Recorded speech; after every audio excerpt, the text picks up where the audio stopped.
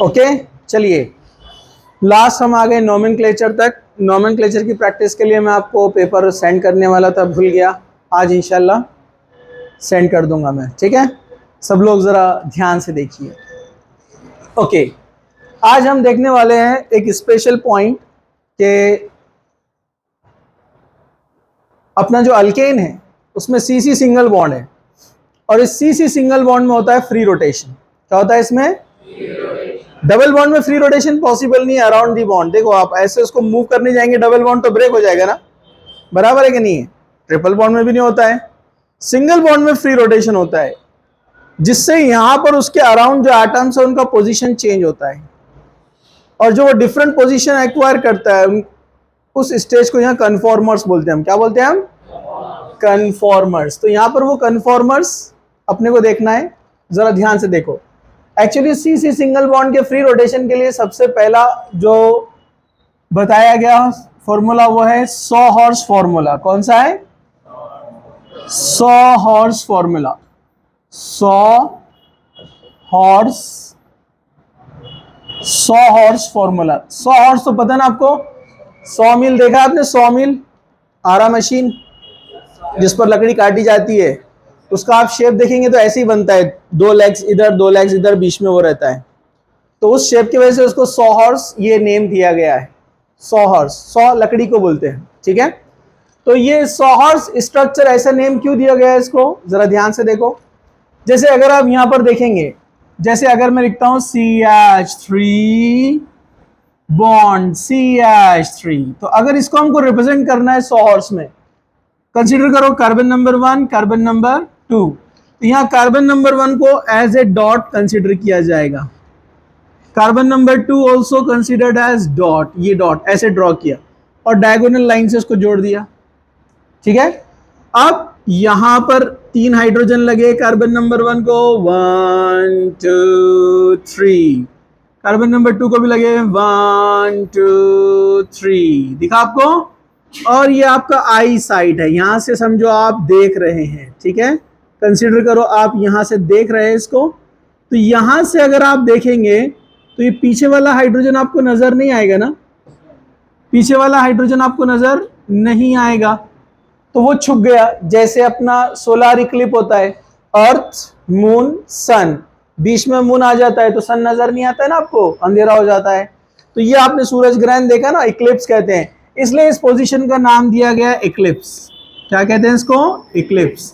फिर बाद में ये बताया गया कि सिंगल बॉन्ड में फ्री रोटेशन होता है। अब रोटेशन तो इनफाइनाइट है, हर पोजीशन पे हर डिग्री पर एक एक रोटेशन हो रहा है ना, तो लेकिन रिप्रेजेंट करने के लिए, एक्सप्लेन करने के लिए उसको 60 डिग्री से रोटेट करके एक्सप्लेन किया गया कि ऐसे कंसीडर करो कि यहाँ 60 डिग्री में रोटेशन हुआ। जब 60 डिग्री में रोटेशन होगा तो डेफिनेटली वो आपको इस तरह से नजर आएगा। ये है कार्बन नंबर 1, कार्बन नंबर 2, सामने वाले को रोटेट कर दिया तो रोटेट होने के बाद ऐसा दिखेगा ना, ये हाइड्रोजन इधर चला जाएगा, ये हाइड्रोजन इधर, और ये हाइड्रोजन नीचे रोटेट हो गया। देखो ये ऐसे था, रोटेट, समझा। पीछे वाले को एज इट इज रखते हैं हम, चाहे आप तो पीछे वाले को भी रोटेट करके बता सकते हैं। अब ये है आपका आई साइट। अब यहां से अगर आप इसको देखेंगे तो ये आपको इजीली नजर आएगा। अब पहले ऐसे था दोनों भी, आपको पीछे वाला नजर नहीं आ रहा था, अब दिखने लगा, तो इसको नाम दिया गया स्टैगर्ड। क्या नाम दिया इसको? स्टैगर्ड। तो ये स्टैगर्ड स्ट्रक्चर। लेकिन ये जो 100 हॉर्स स्ट्रक्चर है, इसमें जितने भी पॉसिबल रोटेशन है दिखाना मुमकिन नहीं है, नॉट पॉसिबल। उनको धक्का दो, इधर देखो बोर्ड के ऊपर। तो अब उसके लिए एक नया जन्म हुआ, न्यूमैन प्रोजेक्शन फॉर्मूला, जो कि एक नेम के ऊपर है, न्यूमैन। हाँ, मैं करता हूं उसको एडजस्ट, ठीक है, यहां से, ठीक है ना। न्यूमैन प्रोजेक्शन फॉर्मूला कौन सा आया? Newman projection formula. Newman projection formula में क्या करते हैं? सिंपली न्यूमैन प्रोजेक्शन फॉर्मूला में कार्बन नंबर 1 को एक डॉट बनाया जाएगा। कार्बन नंबर 1 को क्या बनाएंगे हम? एक, बहुत ध्यान से देखने का, इसमें बहुत सारे बच्चे कंफ्यूज हो जाते हैं, ठीक है, हालांकि है सिंपल। इसमें हम यहां पर यूज करेंगे एक डॉट। ये डॉट का मतलब है ये कार्बन नंबर 1 है, कार्बन नंबर 1 को लगे हैं 3 हाइड्रोजन, ये CH3 ले लो, तो ये रहेगा हाइड्रोजन 1 2 3, 1 2 3 आ गया ये। इसके पीछे कार्बन नंबर 2 छुपा हुआ है, लेकिन हमने उसको डॉट बनाया तो दिखेगा क्या हो? नहीं दिखेगा ना। तो ये एक सामने कार्बन है, कार्बन नंबर 1, इसके एग्जैक्टली पीछे कार्बन नंबर 2 जो आपको नजर नहीं आ रहा है ऐसे देखा तो। अब इधर वाले बोलेंगे हमको दिख रहा, अरे सामने से देखे तो नहीं दिखे ना आपको, तो पीछे वाले को थोड़ा बड़ा कर सर्कल बना देते हैं तो वो अपने को इजीली नजर आएगा ऐसे, तो हम उसको बना देते हैं सर्कल। वो कार्बन नंबर 2 है, this is carbon number 1, this is carbon number 2। Circle मतलब कार्बन नंबर 2 पीछे का, ठीक है। उसको भी लगे 3 हाइड्रोजन, तो चलो लगा देते हैं H H H। अब इसमें भी सेम प्रॉब्लम, अगर एग्जैक्टली पीछे बनाया तो दिखेगा क्या? नहीं ना, इसलिए थोड़ा सा साइड में बनाना हमको, ठीक है। लेकिन इसका मतलब क्या है, इस हाइड्रोजन के पीछे ये हाइड्रोजन है, इसको हम नाम देंगे इक्लिप्स। क्या नाम देंगे? इक्लिप्स। अरे समझा क्या? ये इक्लिप्स है। अब हम 60 डिग्री में रोटेट करेंगे पीछे वाले को, सामने वाले को भी कर सकते हैं समझने के लिए। 60 डिग्री में रोटेशन हुआ, 60 डिग्री में हमने उसको यहां से रोटेट किया, 60 डिग्री में हम रोटेट करेंगे। अब सारे हाइड्रोजन समझ में नहीं आएगा ना कौन सा मूव हो रहा है, इसलिए हम उसको स्टार बना देते ताकि आपको समझ में आए। दूसरा कोई मॉलिक्यूल आएगा तो आप समझ जाएंगे, मैं आपको बताऊंगा एग्जांपल, ठीक है। पीछे वाले को हमने 60 में रोटेट किया, सामने वाले को एज इट इज रखते हैं। ये 1 2 3, पीछे वाले को रोटेट किया, यहां आ गया 1, तो ये भी आगे भागेगा ना, 2 ये भी आगे भागेगा, 3। अब हमको पीछे वाला इजीली नजर आ रहा है ना, तो इसको नाम दिया स्टैगर्ड। क्या नाम दिया इसको? स्टैगर्ड। ये इक्लिप, ये स्टैगर्ड। अब आप सोचेंगे बिटवीन द इक्लिप एंड स्टैगर्ड जो 1 डिग्री 2 डिग्री 3 डिग्री रहेगा उसको क्या नाम देंगे? ये तो 60 डिग्री है ना, उसका नाम है स्क्यू। क्या नाम रहता है उसका? वो सारे स्ट्रक्चर को हम स्क्यू बोलेंगे, याद रखो अभी सिर्फ, ठीक है। अभी सिर्फ याद रखना है, बाद में इसको हमको कंपेयर करना है। फिर 60 डिग्री रोटेट, अगर फिर 60 डिग्री रोटेट किया तो ये स्टार वाला इसके पीछे चला जाएगा ना, अरे बोलो ना। तो आगे के हाइड्रोजन भी भागेंगे, आगे के भी हाइड्रोजन जब भागेंगे तो फिर से क्लिप तैयार हो गया कि नहीं? 60 डिग्री। अब देखो, ये देखो 1 2 3 सर्कल, ये इसके पीछे चला गया स्टार वाला, तो ये वाला भी आगे भागेगा, ये वाला भी आगे भागेगा, फिर से बन गया इक्लिप्स, फिर से बन गया इक्लिप्स। फिर 60 डिग्री रोटेट करेंगे, अगर फिर 60 डिग्री रोटेट किया तो देखो क्या होगा, ये एज इट इज, ओके, ये एज इट इज, ये as it is, okay. Rotate किया तो स्टार वाला इधर आ जाएगा ना, यस, स्टार वाला आ जाएगा यहां पर, तो ये इधर ये भी आगे भागेगा और ये भी आगे भागेगा। इसको कहते हैं लेकिन एंटी स्टैगर्ड। क्या बोलते हैं इसको? स्टैगर्ड तो है, आप समझ गए, लेकिन एंटी स्टैगर्ड का मतलब है जिस पोजीशन पर ये स्टार वाला हाइड्रोजन था, स्टार मार्किंग वाला, अब एग्जैक्टली अपनी पोजीशन के अपोजिट साइड में आ गया ना वो, तो एग्जैक्टली अपोजिट आ गया तो उसको बोलेंगे आप एंटी स्टैगर्ड। आप बोलेंगे लेकिन उससे फर्क क्या पड़ा? अभी नहीं होता है फर्क।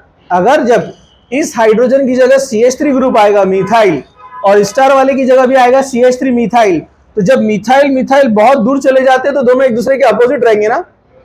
अगर उस हाइड्रोजन की पोजीशन पर CH3 ग्रुप रहा तो, कोई दूसरा ग्रुप रहा तो वो एग्जैक्टली अपोजिट जब जाएंगे तो उनका नेचर सबसे अलग रहेगा ना। मतलब दो बड़े ग्रुप सबसे दूर, रिपल्शन कम, स्टेबिलिटी ज्यादा, बराबर है कि नहीं है?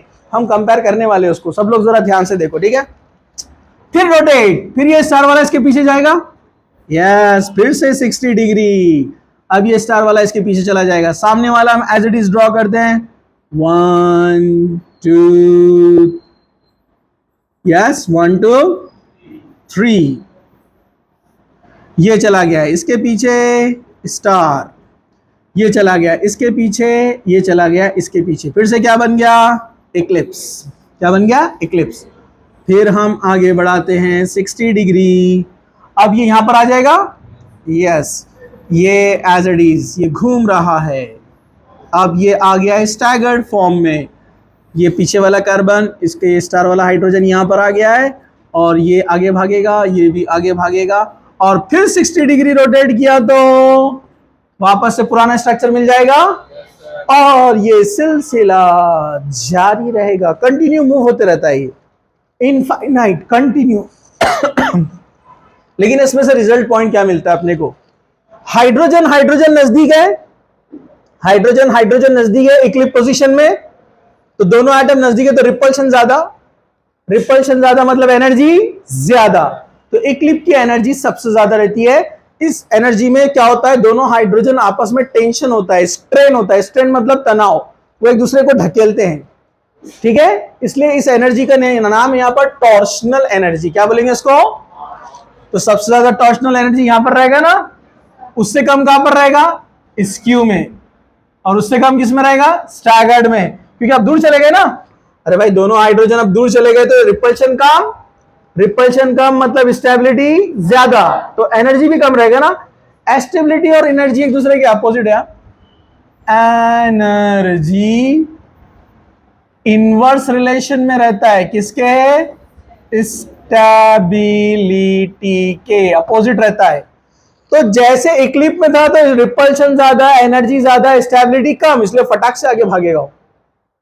जितना दूर जाएगा रिपल्शन कम, जितना दूर जाएगा रिपल्शन। आप बोलेंगे लेकिन दूसरा हाइड्रोजन आ जा रहा ना, लेकिन ऐसा कंसीडर करो कि ये भी मिथाइल है और ये भी मिथाइल है, तो दोनों बड़े ग्रुप जितना दूर जाएंगे स्टेबिलिटी उतनी और एनर्जी कम। समझ में आ गया क्या? और जब एंटी स्टैगर्ड में जाएंगे तो बहुत दूर दूर रहेंगे, तो स्टेबिलिटी सबसे ज्यादा और एनर्जी सबसे कम। समझा? कुछ मुश्किल? और आपके इंफॉर्मेशन के लिए मैं बता दूं कि इक्लिप पोजीशन में ये रहता है ओनली 1%। पूरे इक्लिप मिला दिया तो कितना मिलता है वो? 1%। मतलब यहां आते ही फटक से आगे भाग जाता हो, क्योंकि रिपल्शन की वजह से रुकेगा ही नहीं ना, रोटेशन वहां रुकेगा ही नहीं, फटक से आगे। लेकिन स्टैगर्ड में उसको स्टेबिलिटी मिल रही तो वहां ज्यादा देर रुकेगा वो। समझा?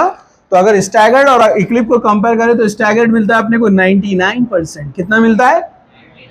99% मिलता है। समझा? चलो अब मैं यहां पर पॉइंट्स एक्सप्लेन करता हूं, जरा ध्यान से देखो। अगर आपने टॉर्शनल एनर्जी को कंपेयर किया, किसको कंपेयर किया? टॉर्शनल एनर्जी, जितना रिपल्शन ज्यादा एनर्जी ज्यादा। बोलो सबसे ज्यादा एनर्जी किसकी रहेंगी? इक्लिप्स। इक्लिप्स के बाद किसका नंबर? स्कीव। स्कीव के बाद कौन रहेगा? स्टैगर्ड। स्टैगर्ड के बाद कौन रहेगा? Anti staggered. समझा? लेकिन अगर स्टेबिलिटी को कंपेयर किया तो बोलो बोलो उल्टा हो जाएगा। सबसे ज्यादा स्टेबल कौन है? Anti staggered. फिर कौन? स्टैगर्ड। फिर कौन? स्कीव। और कौन? इक्लिप्स। समझा क्या? इवन अगर आपने ग्राफ बनाया, क्या बनाया आपने, तो आप एनर्जी को कंपेयर कर सकते हैं। ये ग्राफ है टॉर्शनल एनर्जी का। किसका ग्राफ है ये? टॉर्शनल एनर्जी का। और ये रोटेशन हो रहा है, ये रोटेशन, और ये जो रोटेशन से अलग अलग स्ट्रक्चर मिलते हैं उनको क्या बोलते हैं? कन्फॉर्मर्स। क्या बोलते हैं इनको? और इसको क्या कहते हैं? Conformational analysis. क्या बोलते हैं इसको? इधर लिख दिया तो चलेगा ना, आप समझ जाएंगे ना। ये कन्फॉर्मेशनल एनालिसिस, ये जो हम स्टडी कर रहे हैं, कन्फॉर्मेशनल एनालिसिस। जरा ध्यान से देखिए सब लोग। शुरुआत में सबसे पहले इक्लिप को हमने स्टडी किया, तो इक्लिप मतलब रिपल्शन ज्यादा, रिपल्शन ज्यादा मतलब एनर्जी ज्यादा, तो ये एनर्जी ऊपर की तरफ ज्यादा है तो उसको ऊपर ड्रॉ करना पड़ेगा ना। यहां रहेगा इक्लिप। मैं छोटा छोटा बना रहा हूं, आप समझ जाएंगे, लेकिन जरा ध्यान से देखो। ये हाइड्रोजन 1 2 3। अब मैं क्या करता हूं, यहां पर एग्जाम्पल दूसरा लेता हूं। मैं यहां पर एग्जाम्पल लेता हूं ब्यूटेन, ताकि आपको एग्जाम्पल भी मिल जाएगा और समझ में भी आ जाएगा। CH3 CH2 CH2 CH3, carbon number 1, carbon number 2, carbon number 3, carbon number 4। हम देखेंगे rotation between carbon number 2 and 3, rotation between carbon number 2 and 3। तो ये डॉट वाला आप समझो कार्बन नंबर 2 है। कौन है ये कार्बन नंबर 2? ठीक है, कार्बन नंबर 2 पे कितने हाइड्रोजन है? 2। 1 2। कार्बन नंबर 2 पे और कौन लगा हुआ है? CH3। समझा क्या? इस CH3 को कार्बन नंबर 1 बोला ना? अरे बोलो ना। कार्बन नंबर 2 पे 2 हाइड्रोजन है, ये आ गए 2 हाइड्रोजन। कार्बन नंबर 2 पे CH3 भी है, ये आ गया CH3। उसको नंबर क्या दिया हुआ है? 1। और पीछे वाला जो कार्बन है सर्कल वाला, ये सर्कल वाला जो कार्बन है, ये कार्बन नंबर 3 है। कौन है ये कार्बन नंबर 3? पीछे अब कार्बन नंबर 3 को कितना हाइड्रोजन लगे? 2। 1 2। समझा क्या? कार्बन नंबर 2 3 को और कौन लगा हुआ है? तो ये पीछे गया, इसके पीछे दिखा क्या? CH3। थोड़ा छोटा बना रहा हूं, दिख रहा है ना आपको? कार्बन नंबर देखो 1 2 3 और ये 4। समझा? ये कौन है? इक्लिप्स। कौन है ये? इक्लिप्स। चलो 60 डिग्री में रोटेट करते हैं। जरा ध्यान से देखो, मैं डबल से बता रहा हूं, पहला छूट गया अगर तो अभी आपके पास चांस है समझने को। ठीक है, चलो 60 में रोटेट किया। चलो पहला वाला तो एज इट इज रहेगा, CH3 carbon number 1 carbon number 2, उसके लगे हुए हाइड्रोजन। पीछे वाला कौन है? Carbon number 3। हम रोटेट कर रहे हैं 2 और 3 के बीच में, यहां रोटेट कर रहे हैं हम। तो ये CH3 यहां से भागकर आगे आ गया ना, 60 डिग्री रोटेट किया तो ये आगे आएगा ना, इधर ये आ गया। तो कौन सा ये? स्टैगर्ड। स्क्यू नहीं, स्टैगर्ड। स्क्यू दोनों के बीच वाले को स्क्यू बोलते हैं। 0 डिग्री इक्लिप्स, 60 डिग्री स्टैगर्ड, और बीच में 1 2 3 4 5 6 जो है वो कौन है? स्क्यू। समझा? ये आगे भागा तो हाइड्रोजन भी आगे भागा, ये हाइड्रोजन भी आगे भागा। होगा कि नहीं होगा? लेकिन जब स्टैगर्ड बनेगा तो एनर्जी कम होगा ना, तो अपन यहां ड्रॉ नहीं कर सकते ना, इसको थोड़ा नीचे लेना पड़ेगा ना। एनर्जी कम होगा तो आप थोड़ा नीचे बनाएंगे ना उसको, तो यहां पर इसका एनर्जी ये है, स्टैगर्ड में नीचे आ जाएगा एनर्जी। तो देखो नीचे आ गया, ये देखो जरा ध्यान से, CH3, ये 2 हाइड्रोजन CH2, ये पीछे वाला CH2, ये H यहां पर, ये H यहां पर, CH3 आगे भागा, बन गया स्टैगर्ड। शॉर्ट में लिखो S, स्टैगर्ड। फिर 60 डिग्री रोटेशन, तो अब ये CH3 इसके पीछे जाएगा, और जाएगा कि नहीं? जब जाएगा तो थोड़ा सा रिपल्शन होगा, थोड़ा सा रिपल्शन होगा तो थोड़ा सा एनर्जी बढ़ेगा ना, लेकिन इसमें ज्यादा रिपल्शन है ना, तो उतना ज्यादा नहीं बढ़ेगा। ये यहां से यहां आया, ये यहां से थोड़ा सा ऊपर जाएगा क्योंकि यहां पर रिपल्शन हो रहा है। अरे बोलो ना, थोड़ा सा रिपल्शन होगा कि नहीं? क्योंकि ये CH3 जब घूमकर इसके पीछे जाएगा तो हाइड्रोजन और CH3 थोड़ा सा रिपल्शन करेंगे ना, लेकिन उतना रिपल्शन नहीं करेंगे जितना CH3 के बीच में था। दोनों बड़े बड़े ग्रुप है ना, तो ये तो एक छोटा और एक बड़ा है। तो चलो ये एज इट इज CH3, ये as it is hydrogen, as it is hydrogen circle. अब पीछे कौन आया है? यहां पर CH3, ये आगे गया, ये आगे गया, क्या बना? इक्लिप। क्या बना? तो थोड़ी एनर्जी ज्यादा है। आप देखो, मैं एक अलग कलर से यहां पर आपको एनर्जी बताते जाता हूं कि यहां पर देखिए एनर्जी कम हो रही है, अब यहां से देखिए एनर्जी बढ़ गई है। समझा आपको? अब CH3 को और रोटेट करेंगे, इक्लिप्स से फिर बनेगा कौन सा? एंटी स्टैगर्ड, क्योंकि CH3 अपोजिट साइड में जाने वाला है। किधर जाने वाला है? Opposite side. तो अब आप देखो एनर्जी थोड़ा सा क्या होगा? एकदम कम हो जाएगा, ये आ जाएगा यहां पर। देखो आ गया नीचे। इधर कौन है? CH3, इधर कौन है? H, इधर कौन है? H। अब ये सर्कल, ये CH3 अब आ गया यहां पर, H गया इधर। अब दोनों एग्जैक्टली अपोजिट साइड में। अब अरे पप्पू इधर देखो ना, मेरे को मत देखो, इधर देखो बेटा, इधर इधर। हाँ, तो दोनों एग्जैक्टली अपोजिट साइड में है। हाँ, अब दोनों जब एग्जैक्टली अपोजिट साइड में, तो सबसे कम रिपल्शन यहां पर होगा और सबसे ज्यादा स्टेबिलिटी यहां पर। इसको हम क्या बोलते हैं? Anti staggered. तो देखो देखो, एनर्जी कम हो रहा है ना, एनर्जी कम हो गया, हो गया। अब फिर रोटेट करेंगे तो यहां आएगा, तो क्या बनेगा? इक्लिप। इक्लिप बनेगा तो एनर्जी बढ़ेगा। अब मुझे बताओ, एनर्जी बढ़ेगा तो दोनों में से किसके बराबर रहेगा? इसके बराबर के इसके बराबर, क्योंकि इन दोनों में डिफरेंस है। देखो, हाँ किसके बराबर? क्योंकि CH3 इधर जाएगा मतलब H के पीछे, तो ये भी वैसी है ना सेम। तो ये दोनों एक जैसे रहेंगे यहां पर, मतलब एक लेवल में एनर्जी एग्जैक्टली यहां पर। समझा? ये CH3 as it is, hydrogen as it is, circle. ये CH3 आ गया यहां पर, H गया इधर, H गया इधर, बन गया फिर से इक्लिप्स। अरे बना गया। अब फिर रोटेशन, तो यहां पर आएगा, तो अब एनर्जी कम होगा, स्टैगर्ड बनेगा। तो कौन से स्टैगर्ड के जैसा दिखेगा वो? Second one. Very good. तो ये लाइन में अपने को लेना पड़ेगा, मतलब यहां पर थोड़ा सा, तो यहाँ स्पेस नहीं है, लेकिन आप समझ जाएंगे ना कैसे बन रहा है। तो ये भी आपको याद रखना है। समझा क्या?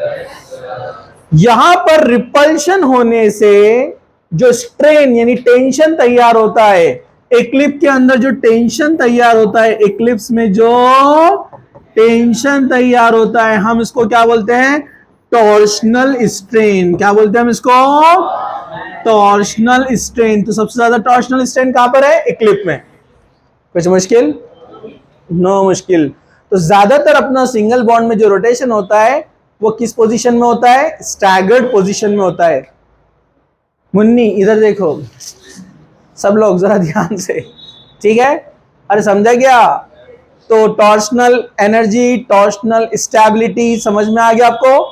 और अगर रिलेशन बनाना रहा तो आप फटाक से बना सकते हैं। किसी के बीच में अगर आपको रिलेशन बताना रहा कि इनका इनवर्स है क्या डायरेक्टली रिलेशन है, चलो मैं पूछता हूं, स्टेबिलिटी और टॉर्शनल एनर्जी इनवर्स रिलेशन में, डायरेक्ट रिलेशन में? इनवर्स रिलेशन में, ठीक है। तो अब रिएक्टिविटी किसकी ज्यादा होती है? जिसकी एनर्जी ज्यादा है या जिसकी स्टेबिलिटी ज्यादा है? एनर्जी ज्यादा है, मतलब reactivity is directly proportional to energy और इनवर्सली प्रोपोर्शनल टू। समझ में आ रहा है? कुछ मुश्किल है? अगर मैंने प्रोपेन का एग्जांपल दिया तो आप फटाक से बना सकते हैं। हाँ, तो इसमें हमको इतना ही समझना था। इसमें अगर आपको और थोड़ा कुछ डाउट है तो इसको एक बार आप रिपीट देख लेने का। इसमें इतने ही पॉइंट है, थोड़ा सा ध्यान देने का। और कुछ प्रॉब्लम रहा तो आप डाउट्स में उसको क्लियर कर सकते हैं। तो समझ में आया टॉर्शनल स्ट्रेन क्या होता है? कुछ मुश्किल? नो मुश्किल। तो पढ़ाई सबकी चल रही है? क्या आप लोग डेड हो जा रहे 9 बजे तक? भूल गए जिंदगी में आगे बढ़ना है तो सुबह जल्दी उठना है। सुबह जल्दी उठेंगे तो 6 से लेकर ट्यूशन आने तक आपके पास बहुत टाइम है। और जो लोग सुबह आ रहे हैं पढ़ाई के लिए उनको कुछ समझ में आ रहा होगा, फायदा हो रहा है। और जो लोग नहीं आ रहे हैं उनको तो पनिशमेंट देना ही पड़ेंगी अभी। तो अब पनिशमेंट का लेवल बढ़ाना पड़ेगा अपने को। बॉयज भी, और जो आ रहे हैं मोबाइल कम यूज करने का, नहीं करने का, जमा करा देने का नहीं सर के पास, तो पढ़ाई अच्छी होंगी, याद रखो। ये आपका, हाँ वो थोड़ी सी बैटरी उसमें रहेगी है, ठीक है।